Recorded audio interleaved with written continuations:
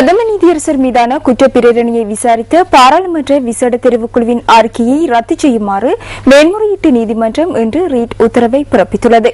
பிரதம நீதியரசரினால் சமர்ப்பிக்கப்பட்ட மனுவை விசாரித்த போதே நீதிமன்றம் இந்த உத்தரவை பிறப்பித்துள்ளது. மேன்முறையீட்டு நீதிமன்றத்தின் தலைமை நீதிபதி எஸ் ஸ்ரீஸ்கந்தராஜா மற்றும் நீதிபதிகளான அனில் குணரத்ன, AWA சலாம் ஆகிய மூவரடங்கிய நீதிபதிகள் குழாம் முன்னிலையில் இந்த மனு மீதான விசாரணை இடம்பெற்றது. பாராளுமன்ற விசேட தெரிவுக்குழு அவருக்கு நியாயத்தை பெற்றுக் கொடுக்க தவறியுள்ளதாக பிரதம நீதியரசர் சார்பில் விடயங்களை முன்வைத்து ஜனாதிபதி சட்டத்தரணி ரமேஷ் டி சில்வா சுட்டிக்காட்டியுள்ளார். சட்டத்தரணி இன்று முற்பகல் விளக்கமாக விடயங்களை தெளிவுபடுத்திய பின்னர் பிற்பகல் வேளையில் சட்டமா அதிபர் பாலித்த பெர்னாண்டோ விடயங்களை தெளிவுபடுத்தினார்.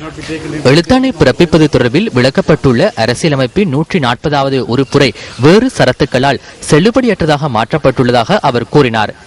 எனினும் அந்த யாப்புக்கு அமைய எவரேனும் ஒருவருக்கு ஏற்படும் அநீதி தொடர்பில் ஆராய்ந்து அதற்கான நியாயத்தை பெற்றுக் கொடுப்பதற்கான அதிகாரம் மேன்முறையீட்டு நீதிமன்றத்திடம் உள்ளதாக மூவரடங்கிய நீதிபதிகள் குழாம் இதன்போது சுட்டிக்காட்டியுள்ளது. அந்த அதிகாரம் அரசியலமைப்பின் எந்த ஒரு சரத்தினாலும் வலுவிழக்க செய்யப்படவில்லை எனவும் நீதிபதிகள் குழாம் அறிவித்துள்ளது. இன்று மேன்முறையீட்டு நீதிமன்றம் பிரதம நீதியரசரின் எழுத்தாணையை விசாரித்து உயர் நீதிமன்றம் செய்த பொருட்கோடலை கருத்தில் கொண்டு சட்டத்தரணிகளின் வாதங்களையும் கருத்தில் கொண்டு பாராளுமன்ற தெரிவுக்குழுவுக்கு விசாரணை செய்ய அதிகாரம் இருக்கவில்லை என்றும் அவர்களின் அறிக்கை செல்லுபடியாது, சட்டப்படி செல்லுபடியாகாது என்றும் எழுத்தாணை பிறப்பித்திருக்கிறார்கள்.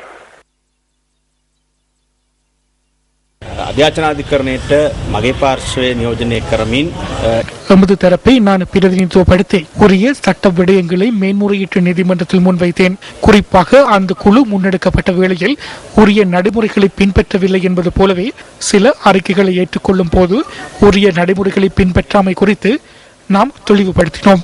අද අපේ පාර්ශ්වයෙන් කරුණු ඉදිරිපත් කළා. இன்றைக்கு மேன்முறையீட்டு நீதிமன்றம் பிரதம நீதியரசர் கொண்டு வந்த மனு மீதான தீர்ப்பினை, இறுதி தீர்ப்பினை கொடுத்திருக்கிறார்கள்.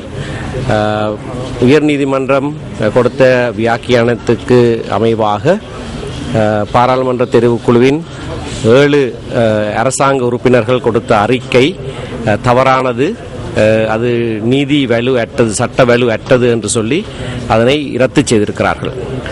நீதிமன்றத்தின் தீர்ப்பின் பிரகாரம் இது பாராளுமன்றத்திற்கு விவாதத்துக்கு எடுத்துக்கொள்வதற்கு இப்பொழுது அறிக்கை எதுவும் கிடையாது.